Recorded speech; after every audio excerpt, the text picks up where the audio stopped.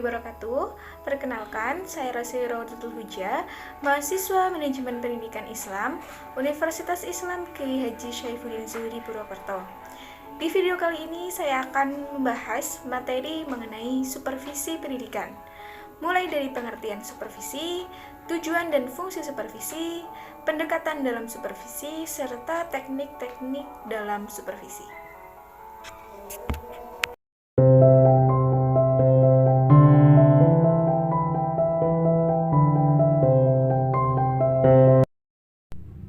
Nah, di sini kita akan membahas mengenai definisi dan perkembangan paradigma supervisi, tujuan dan fungsi supervisi, pendekatan dalam supervisi, dan juga teknik-teknik dalam supervisi.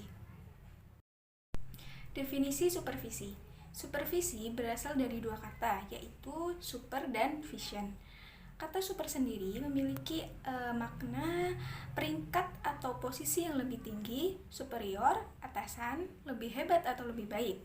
Sedangkan kata vision ini memiliki arti kemampuan untuk menyadari sesuatu tidak benar-benar terlihat. Sedangkan yang melakukan kegiatan supervisi itu disebut dengan supervisor. Supervisor ini merupakan istilah yang disebutkan kepada orang yang melakukan kegiatan supervisi. Nah, seorang supervisor ini bertindak atas dasar kaidah ilmiah untuk meningkatkan mutu pendidikan.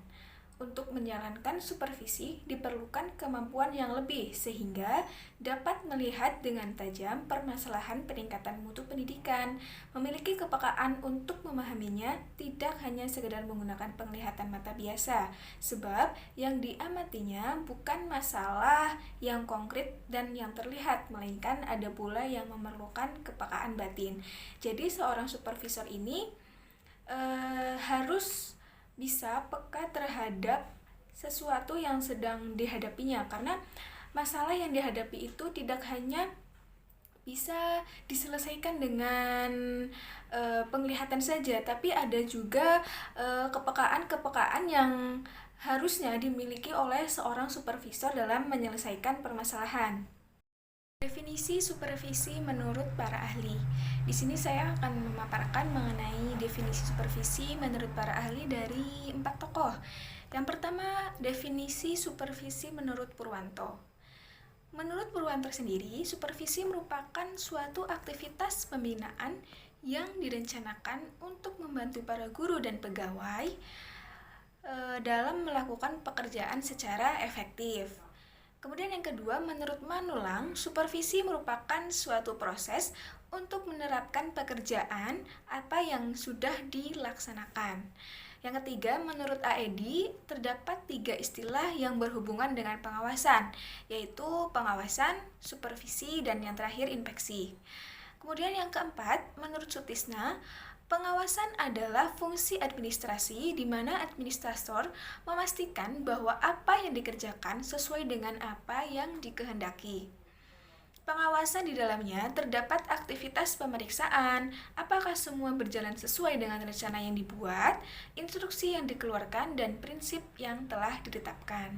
Nah, dari definisi supervisi menurut para ahli tersebut, kita dapat menyimpulkan bahwa supervisi ini hampir sama dengan pengawasan. Jadi kalau pengawasan itu hampir sama dengan supervisi, tapi yang membedakan adalah dalam kegiatan supervisi ini nantinya ada pembinaan, karena supervisi ini sangat diperlukan dalam lembaga pendidikan sebagai salah satu kompetensi kepala sekolah, yaitu supervisi. Jadi ketika seorang supervisor melakukan kegiatan supervisi ini, nantinya akan diketahui apa saja permasalahan yang terjadi di sebuah lembaga pendidikan dan dicari solusi yang tepat untuk menyelesaikan masalah tersebut, sehingga dapat meningkatkan mutu pendidikan di lembaga pendidikan tersebut. Perkembangan supervisi. Supervisi pendidikan memiliki sejarah yang panjang. Mula-mula supervisi pendidikan mengacu pada pekerjaan pengawas, meskipun pada akhirnya bermuara pada bantuan profesional. Pada kurikulum 1984 dan seterusnya, supervisi pembelajaran lebih banyak diaksentuasikan kepada aspek-aspek akademik dan tidak banyak lagi ke aspek administratif. Supervisi pendidikan yang dahulunya lebih banyak menjadi tanggung jawab pengawas sekolah, kini lebih banyak beralih menjadi tanggung jawab kepala sekolah atau pemimpin sekolah. Karena kepala sekolah ini hampir setiap hari bertemu dengan guru-guru. Meskipun demikian, pengawas sekolah juga tetap memberikan supervisi kepada guru-guru baik secara langsung maupun tidak langsung kepada guru. Saat diterapkannya kurikulum tingkat satuan pendidikan atau yang biasa kita sebut sebagai KTSP, pelaksanaan supervisi juga ditekankan. Bahkan setelah KTSP diberlakukan, lahirlah Permendiknas RI nomor 12 tahun 2007 tentang standar kompetensi pengawas sekolah atau madrasah yang mengatur pelaksanaan supervisi yang harus dilakukan oleh seorang pengawas. Demikian juga lahirnya Permendiknas tahun 2007 nomor 13 tentang standar kepala sekolah atau madrasah juga menegaskan kembali bahwa supervisi akademik memang harus dilaksanakan oleh kepala sekolah. Jadi kesimpulannya, supervisi ini lahir dari supervisi yang dilakukan oleh pekerjaan pengawas, kemudian seiring berjalannya waktu, supervisi ini dilakukan oleh seorang kepala sekolah. Karena kepala sekolah setiap hari bertemu dengan guru-guru, jadi dapat melakukan kegiatan supervisi baik secara langsung maupun tidak langsung kepada guru-guru. Tujuan dari supervisi pendidikan yaitu ada 5. Yang pertama, meningkatkan mutu kinerja guru. Kenapa supervisi ini dapat menjadi sebuah peningkatan dalam kinerja guru? Karena ketika supervisor ini melakukan kegiatan supervisi, pastikan si supervisor ini tahu apakah kinerja guru itu sudah baik atau belum. Kalau misalkan kinerja gurunya itu belum baik, maka akan ada perbaikan sehingga dapat meningkatkan kualitas kinerja guru. Kemudian tujuan supervisi yang kedua yaitu meningkatkan keefektifan kurikulum. Yang ketiga, meningkatkan keefektifan dan keefisienan sarana dan prasarana. Kenapa supervisi ini dapat meningkatkan keefektifan sarana dan prasarana? Karena yang namanya supervisi itu kan melakukan kegiatan pengawasan di sebuah lembaga pendidikan. Nah, sarana dan prasarana yang ada di sebuah pendidikan itu apakah sudah memadai dalam menunjang proses pembelajaran atau belum? Kalau misalkan sarana dan prasarana belum memadai, maka nantinya seorang supervisor ini akan melakukan pemecahan masalah, bagaimana supaya sarana dan prasarana yang ada di sebuah lembaga pendidikan itu dapat memadai sehingga proses pembelajaran yang berlangsung di sebuah lembaga pendidikan itu dapat berlangsung dengan maksimal. Kemudian yang keempat yaitu meningkatkan kualitas pengelolaan sekolah. Sekolah itu perlu dikelola dengan baik dari segi manajemennya, manajemen kurikulum, manajemen kesiswaan, manajemen keuangan, dan lain sebagainya. Ketika sebuah sekolah melakukan pengelolaannya dengan baik, maka pastinya dapat meningkatkan kualitas dari sekolah tersebut. Kemudian tujuan supervisi yang terakhir yaitu meningkatkan kualitas situasi umum sekolah yang lebih kondusif, di mana supervisi ini dapat membuat suasana belajar yang lebih nyaman, lebih kondusif lagi untuk para siswa di sekolah. Fungsi supervisi yang pertama yaitu mengatur semua usaha sekolah, memperlengkap kepemimpinan sekolah, memperluas pengalaman guru-guru, menstimulasi usaha-usaha sekolah yang kreatif, memberikan fasilitas dan penilaian terus-menerus, menganalisis situasi belajar mengajar, memadukan dan menyelaraskan tujuan-tujuan pendidikan. Pendekatan dalam supervisi. Jadi dalam sebuah supervisi ini ada beberapa pendekatan yang dilakukan oleh supervisor. Yang pertama, pendekatan directive approach, Yang kedua, pendekatan non-directive approach. Kemudian yang ketiga, collaborative approach. Pendekatan directive approach. Pendekatan direktif ini adalah cara pendekatan terhadap masalah yang bersifat langsung. Supervisor dapat memberikan arahan secara langsung yang lebih dominan. Pendekatan direktif ini berdasarkan pada pemahaman terhadap psikologi behaviorisme. Prinsip behaviorisme sendiri ialah bahwa segala perbuatan berasal dari refleks, yaitu respon terhadap rangsangan atau stimulus. Oleh karena guru ini mengalami kekurangan, maka perlu diberikan rangsangan agar dapat bereaksi. Pendekatan ini lebih tepat digunakan terhadap guru yang acuh atau tidak bermutu. Nah, jadi dalam pendekatan directive approach ini merupakan pendekatan terhadap masalah yang bersifatnya langsung. Jadi seorang supervisor ini dapat melakukan pengarahan secara langsung kepada guru tersebut. Pengarahan ini dapat berupa seperti memberikan pengarahan, memberikan contoh untuk guru tersebut supaya menjadi lebih baik. Kemudian pendekatan yang kedua yaitu non-directive approach. Apa sih sebenarnya pendekatan non-directive approach sendiri? Jadi pendekatan non-directive approach ini adalah cara pendekatan terhadap masalah yang bersifat tidak langsung. Pendekatan tidak langsung ini terhadap masalah yang tidak langsung sehingga perilaku supervisor tidak secara langsung menunjukkan permasalahan, tapi ia terlebih dahulu mendengarkan secara aktif apa yang dikemukakan oleh guru-guru yang ada di sebuah lembaga pendidikan. Adapun secara teknis perilaku supervisor dalam pendekatan non-direktif ini ada beberapa tahapan. Yang pertama yaitu mendengarkan. Artinya seorang supervisor ini perlu mendengarkan terlebih dahulu laporan-laporan guru baik berupa keberhasilannya maupun permasalahan yang sedang dihadapi. Kemudian yang kedua yaitu memberi penguatan. Setelah seorang supervisor ini mendengarkan keluhan dari guru, permasalahan dari guru, keberhasilan dari guru, kemudian seorang supervisor ini memberi penguatan kepada guru tersebut. Penguatan ini dapat berupa motivasi atau pujian terhadap guru. Motivasi ini dapat mendorong guru untuk berbuat positif atau berbuat yang lebih baik lagi. Meskipun supervisi non-direktif ini diberlakukan kepada guru yang profesional, supervisor harus tetap memberikan penjelasan sesuai dengan tingkat pemahaman guru. Kemudian yang ketiga yaitu menyajikan. Bisa dimaknai dengan supervisor menyajikan solusi baik berupa petunjuk praktis atau teori. Dengan petunjuk praktis ini memudahkan guru untuk memahami ilmu yang diberikan oleh supervisor. Kemudian yang keempat yaitu memecahkan masalah. Perilaku berikutnya adalah supervisor membantu memecahkan masalah yang sedang dihadapi oleh guru. Pemecahan masalah ini dapat dalam rangka mengubah kondisi-kondisi yang tidak tepat menjadi tepat.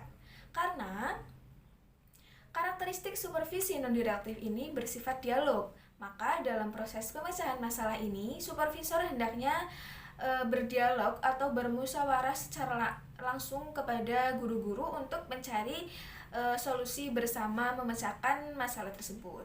Adapun prinsip psikologi yang melandasi pendekatan supervisi non-direktif ini yaitu psikologi humanistik, di mana psikologi ini sangat menghargai orang yang akan dibantu.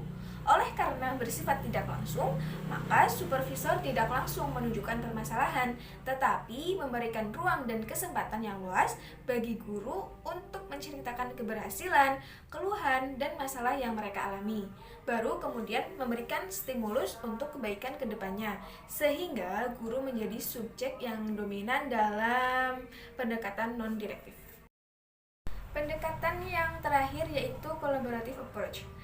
Pendekatan collaborative approach ini adalah cara pendekatan yang memadukan antara pendekatan direktif dan non-direktif menjadi pendekatan baru. Jadi kolaboratif sendiri ini memadukan dari pendekatan yang tadi sudah dijelaskan, yaitu pendekatan direktif dan non-direktif, sehingga menimbulkan pendekatan yang baru. Pada pendekatan ini, baik supervisor maupun guru bersama-sama bersepakat untuk menetapkan struktur, proses, dan kriteria dalam melaksanakan proses percakapan terhadap masalah yang dihadapi oleh guru. Pendekatan ini didasarkan pada psikologi kognitif. Nah, apa sih psikologi kognitif itu? Jadi psikologi kognitif ini beranggapan bahwa belajar adalah hasil paduan antara kegiatan individu dengan lingkungan, pada gilirannya nanti berpengaruh dalam pembentukan aktivitas individu. Dengan demikian, pendekatan dalam supervisi berhubungan pada dua arah, yaitu dari atas ke bawah ataupun dari bawah ke atas. Perilaku supervisor adalah sebagai berikut. Yang pertama, menyajikan. Yang kedua, menjelaskan. Yang ketiga, mendengarkan. Yang keempat, memecahkan masalah. Dan yang kelima, yaitu negosiasi. Pendekatan ini lebih tepat digunakan terhadap guru yang aktif berkritik atau terlalu sibuk. Tugas supervisor adalah meminta penjelasan kepada guru untuk mengaktualisasikannya inisiatif yang dipikirkannya untuk memecahkan masalah yang dihadapinya atau meningkatkan pengajarannya. Dengan demikian dapat disimpulkan bahwa pada pendekatan kolaboratif ini menjadi sentral adalah supervisor dan guru. Keduanya saling mengisi untuk menentukan perbaikan dan pengembangan kemampuan dan kreativitas guru. Teknik-teknik supervisi. Dalam supervisi ini ada beberapa teknik yang dilakukan oleh seorang supervisor. Yang pertama yaitu teknik perseorangan dan yang kedua yaitu teknik kelompok. 1. Teknik perseorangan. Teknik perseorangan merupakan supervisi yang dilakukan secara perseorangan. Jadi ketika seorang supervisor ini melakukan supervisi menggunakan teknik perseorangan, seorang supervisor ini melakukan kegiatan supervisi secara mandiri atau pribadi. Kegiatan yang dilakukan dalam kegiatan teknik perseorangan ini yaitu melakukan kunjungan kelas atau classroom visitation. Kepala sekolah datang ke kelas untuk mengobservasi bagaimana guru mengajar, bagaimana kondisi kelas ketika guru sedang mengajar, dan lain sebagainya. Dengan kata lain, untuk melihat apa kekurangan atau kelemahan yang sekiranya perlu diperbaiki dari guru tersebut.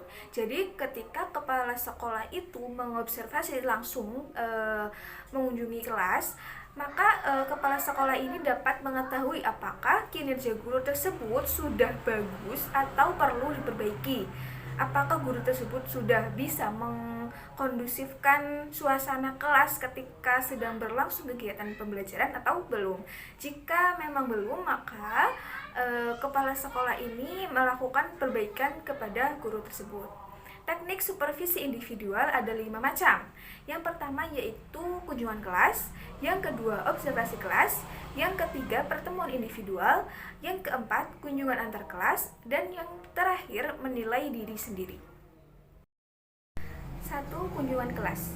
Kunjungan kelas merupakan teknik pembinaan dosen atau guru oleh kepala satuan pendidikan untuk mengamati proses pembelajaran di kelas. Jadi ketika melakukan kunjungan kelas ini, seorang supervisor dapat melihat langsung bagaimana sih kondisi kelas ketika sedang berlangsung pembelajaran, bagaimana sih seorang guru itu memberikan materi kepada peserta didik. Apakah dalam pemberian materi itu sudah bagus atau masih ada yang belum bagus dan perlu diperbaiki. Tujuan dari adanya kunjungan kelas ini yaitu untuk menolong dosen atau guru dalam mengatasi permasalahan yang terjadi di kelas. Cara melaksanakannya dengan atau tanpa pemberitahuan terlebih dahulu tergantung sifat tujuan dan masalahnya. Atas permintaan dosen atau instruktur bersangkutan sudah memiliki instrumen atau catatan-catatan dan tujuan kunjungan harus jelas. Jadi dalam pelaksanaan kunjungan kelas ini dapat dilakukan dengan cara kita memberitahukan dulu ke guru tersebut ketika seorang supervisor ini mau mengunjungi kelas, atau bisa juga tanpa pemberitahuan kepada guru, jadi dilaksanakan secara langsung. Namun dalam melakukan kunjungan kelas ini harus memiliki tujuan yang jelas, memiliki goals yang jelas, sehingga ketika pelaksanaannya sudah tertata secara rapi. Bagaimana sih nanti tujuannya melakukan kunjungan kelas ini. Yang kedua yaitu observasi kelas. Observasi kelas merupakan mengamati proses pembelajaran secara teliti di kelas. Tujuannya adalah untuk memperoleh data objektif aspek-aspek situasi pembelajaran, kesulitan-kesulitan dosen atau guru dalam usaha memperbaiki proses pembelajaran. Jadi dalam observasi kelas ini seorang supervisor dapat membantu para guru dalam mengatasi kesulitan yang terjadi di dalam kelas. Misalkan ada seorang peserta didik yang sulit untuk berkonsentrasi dalam kegiatan pembelajaran, maka supervisor ini dapat memberikan arahan kepada guru untuk memecahkan permasalahan tersebut. Yang ketiga yaitu pertemuan individual. Pertemuan individual ini adalah satu pertemuan, percakapan, dialog, dan tukar pikiran antara supervisor, dosen, atau guru. Jadi dalam pertemuan individual ini, supervisor dapat meminta guru atau dosen untuk bertemu secara langsung dengan supervisor untuk memecahkan sebuah permasalahan melalui percakapan, melalui dialog, dan tukar pikiran. Tujuan dari pertemuan individual ini yaitu memberikan kemungkinan pertumbuhan jabatan dosen atau instruktur melalui pemecahan kesulitan yang dihadapi, mengembangkan hal mengajar yang lebih baik, memperbaiki segala kelemahan dan kekurangan pada diri dosen, dan menghilangkan atau menghindari segala prasangka. Yang keempat yaitu kunjungan antar kelas, yaitu seorang supervisor berkunjung ke kelas yang lain di satuan pendidikan itu sendiri. Tujuannya adalah untuk berbagi pengalaman dalam pembelajaran. Jadi ketika melakukan kunjungan antar kelas ini, supervisor dapat melihat secara langsung dan dapat memberikan pengalaman-pengalaman di kelas-kelas tersebut, atau bisa juga memberikan contoh bahwa kelas yang ini lebih baik daripada yang ini, kemudian kelas yang satu lagi masih ada perbaikan, kemudian yang kelas yang lain sudah bagus dan perlu dipertahankan, dan yang terakhir yaitu menilai diri sendiri. Menilai diri sendiri adalah penilaian diri yang dilakukan oleh diri sendiri secara objektif. Jadi maksudnya secara objektif ini, penilaian ini sangat diperlukan sekali kejujuran dari dalam diri sendiri. Jadi kejujuran dalam melakukan penilaian diri sendiri ini sangat penting, karena ketika melakukan penilaian ini tidak dapat dilakukan oleh orang lain, tetapi penilaian ini berasal dari dalam diri seseorang tersebut. Jadi harus jujur dalam melakukan atau menyampaikan penilaian yang sesuai dengan kepribadian guru tersebut. Teknik kelompok. Teknik kelompok ialah supervisi yang dilakukan secara berkelompok. Beberapa kegiatannya dapat dilakukan antara lain mengadakan pertemuan atau rapat. Seorang kepala sekolah menjalankan tugasnya berdasarkan rencana yang telah disusun, termasuk mengadakan rapat-rapat secara periodik dengan guru-guru. Dalam hal ini, rapat-rapat yang diadakan dalam rangka kegiatan supervisi. Jadi teknik kelompok ini dilakukan secara bersama-sama atau berkelompok, berbeda dengan teknik individual. Kalau teknik individual tadi kan dilakukan secara perseorangan. Nah, kalau teknik kelompok ini dilakukan secara bersama-sama. Menurut Gwyn, ada 13 teknik supervisi kelompok. Yang pertama, kepanitiaan. Yang kedua, kerja kelompok. Yang ketiga, laboratorium dan kurikulum. Yang keempat, membaca terpimpin. Yang kelima, demonstrasi pembelajaran. Yang keenam, dharma wisata. Yang ketujuh, kuliah atau studi. Yang kedelapan, diskusi panel. Yang kesembilan, perpustakaan. 10, organisasi profesional. 11, buletin supervis. 12, pertemuan dosen atau instruktur. Kemudian yang terakhir yaitu lokakarya atau konferensi kelompok. Nah, itu tadi adalah teknik supervisi menurut Gwyn. Terima kasih untuk teman-teman yang sudah menyelesaikan videonya. Semoga bermanfaat. Wassalamualaikum warahmatullahi wabarakatuh.